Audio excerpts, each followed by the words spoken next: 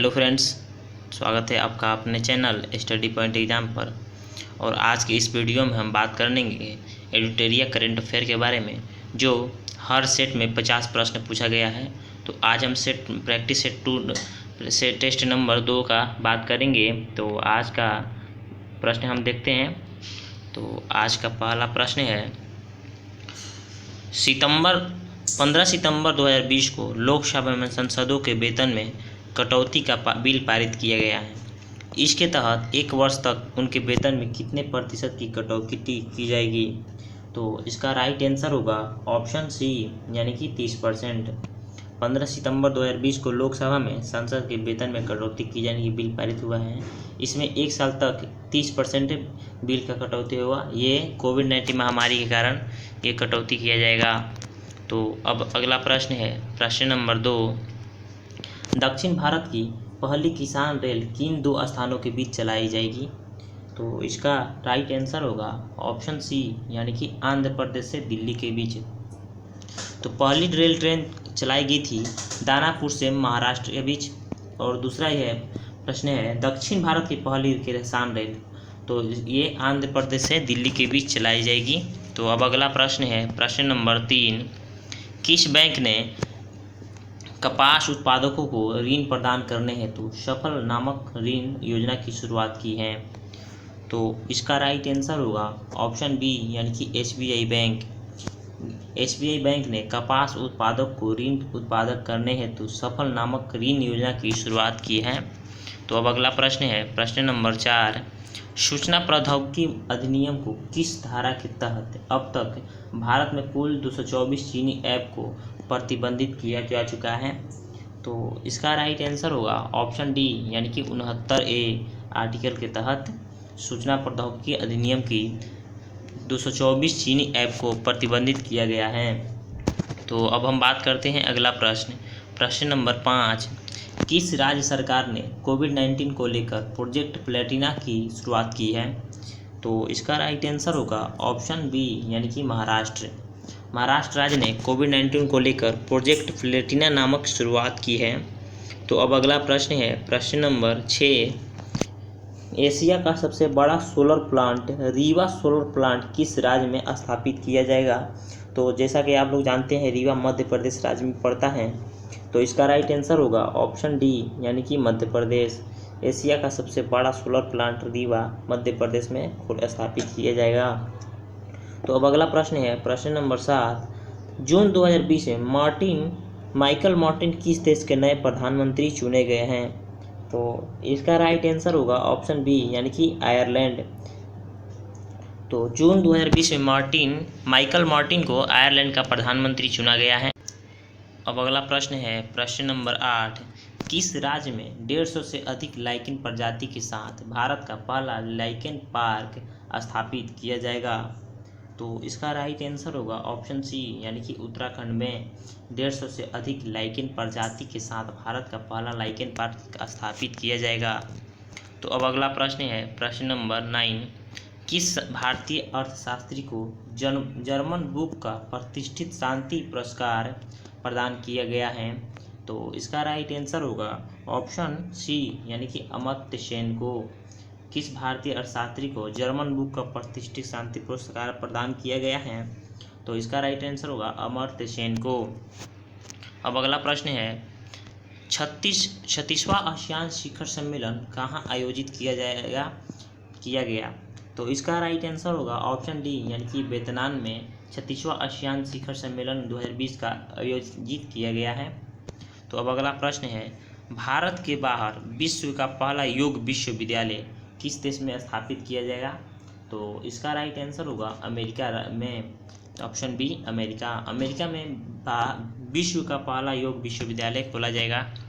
अब अगला प्रश्न है, प्रश्न नंबर 12, हाल ही में किस आंतरिक एजेंसी के मुख्यालय का नाम मैरी जैक्सन के नाम पर रखने का निर्णय लिया गया है?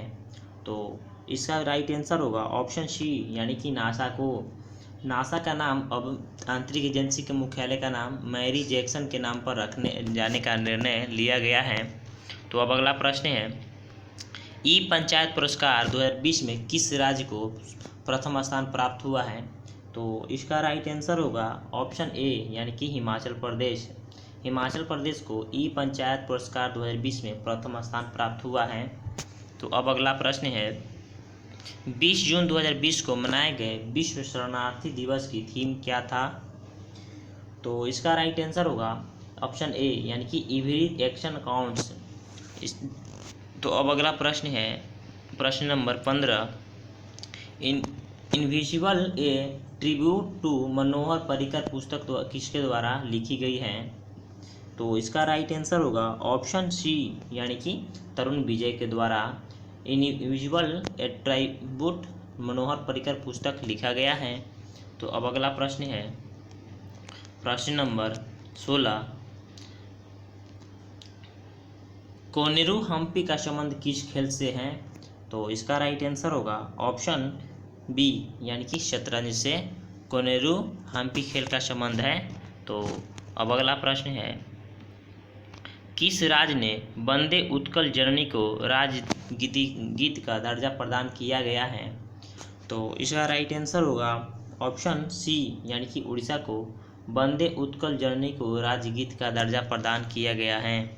तो उड़ीसा राज्य हर साल 1 अप्रैल को उत्कल दिवस के रूप में मनाया जाता है। तो अब अगला प्रश्न है, मई 2020 में किस राज्य के प्रसिद्ध काले चावल का जीआई टैग प्रदान किया गया है? तो इसका राइट आंसर होगा ऑप्शन डी यानी कि मणिपुर। मणिपुर राज्य को काले चावल को जीआई टैग प्राप्त हुआ है। तो अब अगला प्रश्न है, हाल ही में 500 T20 मैच खेलने वाले विश्व के पहले खिलाड़ी कौन बन गए हैं? तो हाल ही में 500 T20 क्रिकेट मैच खेलने वाले विश्व के प्रथम खिलाड़ी किरण पोलार्ड हैं, जो कि वेस्ट इंडीज़ के हैं। तो अब अगला प्रश्न है, जनवरी 2020 में भारत ने होर्मुज शांति पहल में हिस्सा लिया है, इसका आयोजन कहाँ किया गया था? तो इसका राइट आंसर होगा ऑप्शन ए यानी कि ईरान में होर्मुज शांति पहल में हिस्सा लिए हैं, इसका आयोजन किया गया था ईरान में। तो अब अगला प्रश्न है प्रश्न नंबर 21, वर्ष 2023 में पुरुष हॉकी विश्व कप का आयोजन कहाँ किया जाएगा? तो इसका राइट आंसर होगा यानी कि अपना देश भारत में पुरुष हॉकी विश्व कप का आयोजन किया जाएगा 2023 में। तो अब अगला प्रश्न है, भारत का पहला जीवित पाल कल्ला संग्रहालय किस राज्य में स्थापित किया जाएगा? तो इसका राइट आंसर होगा ऑप्शन ए यानी कर्नाटक राज्य में भारत का पहला जीवित पाल कल्ला संग्रहालय स्थापित किया जाएगा। तो अब अगला प्रश्न है, 23 जनवरी 2020 में केंद्र सरकार और ब्रू जनजाति के बीच 23 साल पुराने शरणार्थी संकट को समाप्त करने हेतु समझौता हुआ है। ब्रू जनजाति का संबंध किस राज्य से है? तो इसका राइट आंसर होगा ऑप्शन डी यानी कि त्रिपुरा और मिजोरम दोनों राज्य में हैं। तो ब्रू जनजाति किस राज्य से संबंधित हैं? तो इसका आंसर होगा त्रिपुरा और मिजोरम राज्य से। ये सब दोस्तों याद रखिएगा क्योंकि ये सब महत्वपूर्ण प्रश्न है, ये हर एग्जाम में प्रश्न पूछा जाता है। तो वीडियो अच्छा लगे तो चैनल को सब्सक्राइब करें और वीडियो को लाइक शेयर करें और अपने सभी दोस्तों के साथ शेयर करें। तो अब अगला प्रश्न है प्रश्न नंबर 24, किस भारतीय हवाई अड्डे को देश का पहला सिंगल यूज प्लास्टिक मुक्त हवाई अड्डा घोषित किया गया है? तो इसका राइट आंसर होगा इंदिरा गांधी इंटरनेशनल हवाई अड्डा को सिंगल यूज प्लास्टिक मुक्त हवाई अड्डा घोषित किया गया है। तो अब अगला प्रश्न है प्रश्न नंबर 25, किस राज्य कैबिनेट ने वायु प्रदूषण से निपटने हेतु एक बड़ा कदम उठाने हेतु इलेक्ट्रिक वाहन नीति 2019 को मंजूरी दे दी है? तो इसका राइट आंसर होगा ऑप्शन ए यानी कि दिल्ली कैबिनेट ने वायु प्रदूषण से निपटने हेतु एक बड़ा कदम उठाते हुए इलेक्ट्रिक वाहन नीति 2019 को मंजूरी दे दी है।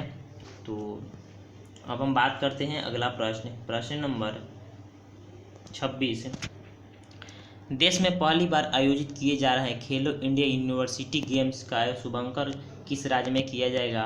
तो इसका राइट आंसर होगा उड़ीसा में। देश में पहली बार आयोजित किया जा रहा है खेलो इंडिया यूनिवर्सिटी गेम उड़ीसा में शुभारंभ किया जा रहा है।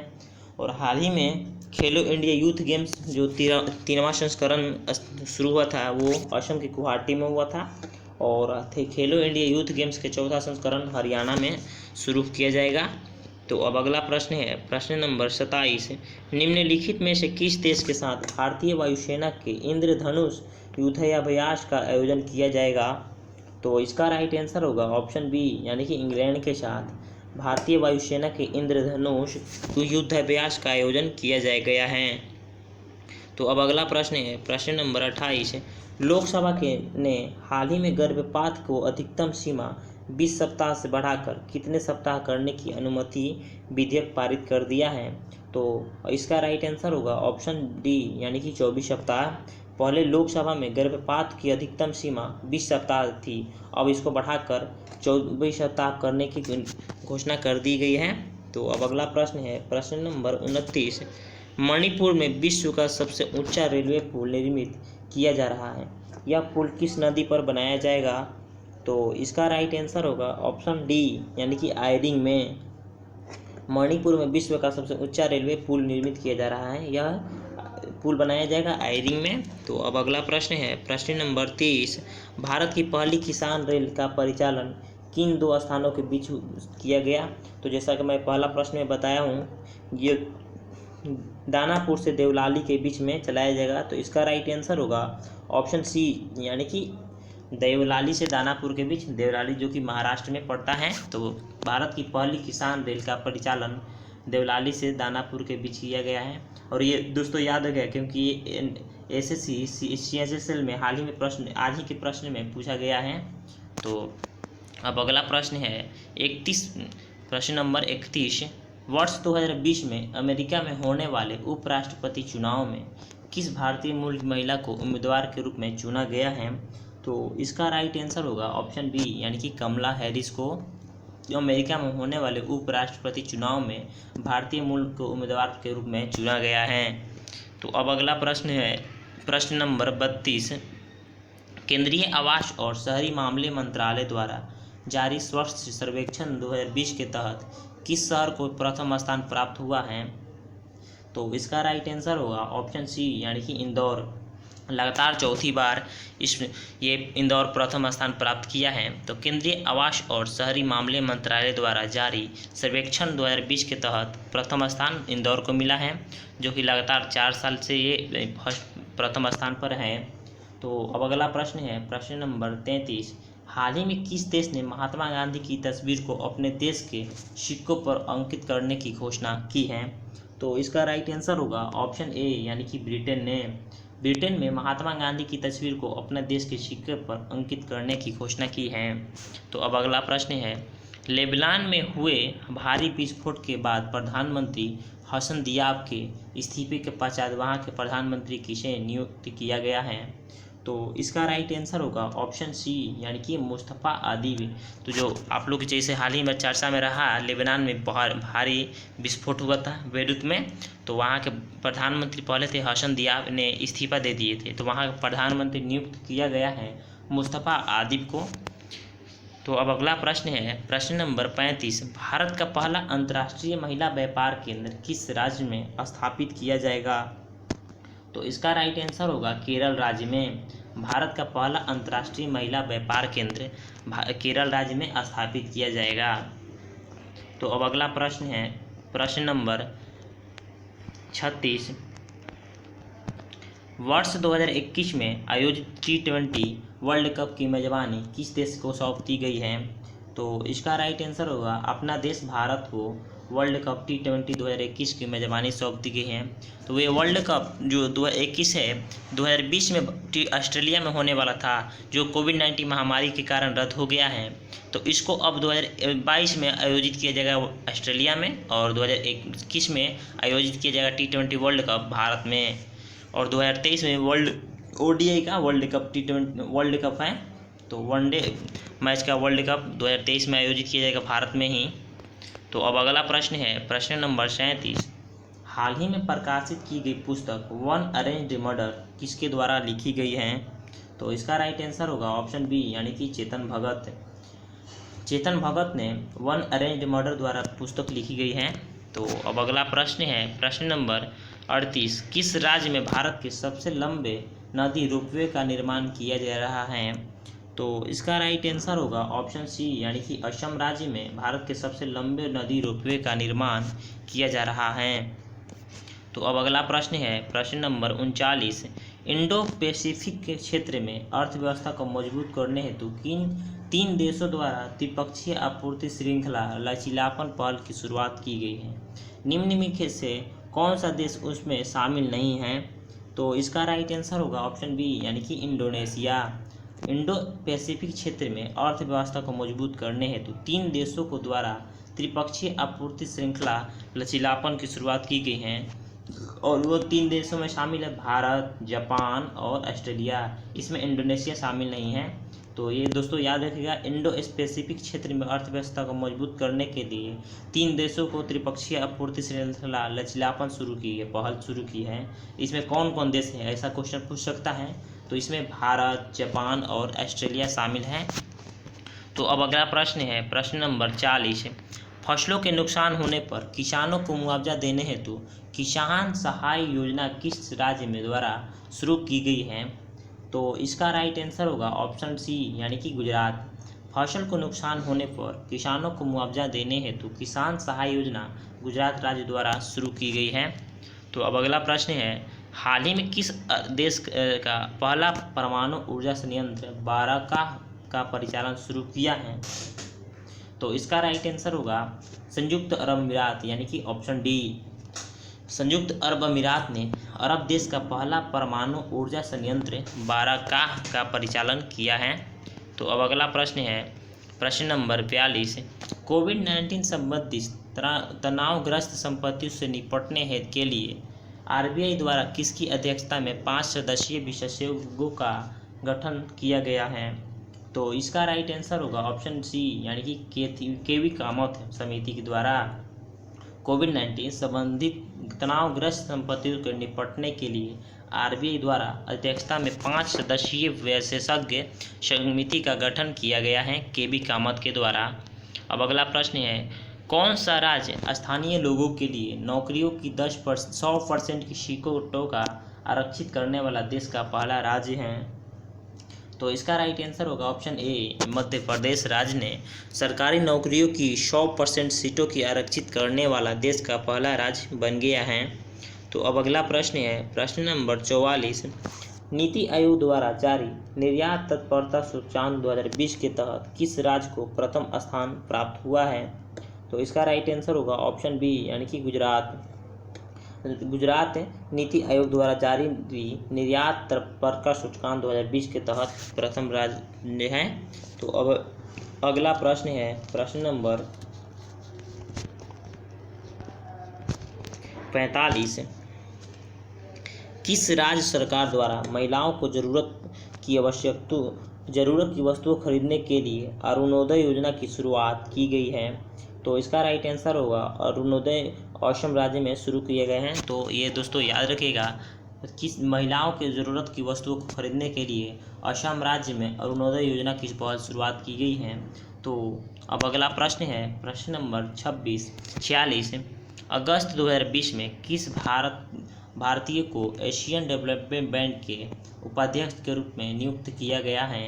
तो इसका राइट आंसर होगा ऑप्शन डी, यानी कि अशोक लवासा को अगस्त 2020 में भारतीय एशियन डेवलपमेंट बैंक के उपाध्यक्ष के रूप में अशोक लवासा को नियुक्त किया गया है। और एशियन डेवलपमेंट बैंक का मुख्यालय है मनीला, जो कि फिलीपींस में पड़ता है। तो अब अगला प्रश्न है प्रश्न नंबर 47। पुस्तक नेशनल सिक्योरिटी चैलेंज किस व्यक्ति द्वारा लिखी गई है? नेशनल सिक्योरिटी चैलेंज किस द्वारा लिखे गए हैं? तो इसका राइट आंसर होगा ऑप्शन डी, यानी कि मनोज मुकुंद नरवाने, जो कि थल सेना प्रमुख हैं। मनोज मुकुंद नरवाने इनके द्वारा लिखी गई है। तो अब अगला प्रश्न है प्रश्न नंबर 48। हाल ही में चर्चा में रहा बोडो जनजाति का संबंध निम्नलिखित में से किस राज्य में है? तो इसका राइट आंसर होगा ऑप्शन ए, यानी कि उड़ीसा राज्य में बोडो जनजाति का संबंध है। तो अब अगला प्रश्न है प्रश्न नंबर 49। कलसा बंडूरी बांध परियोजना किन 2 राज्यों के मध्य विवाद विषय बना हुआ है? तो इसका राइट आंसर होगा ऑप्शन सी, यानी कि कर्नाटक और गोवा के बीच में कलसा बंडूरी बांध परियोजना के मध्य का विवाद विषय बना हुआ है।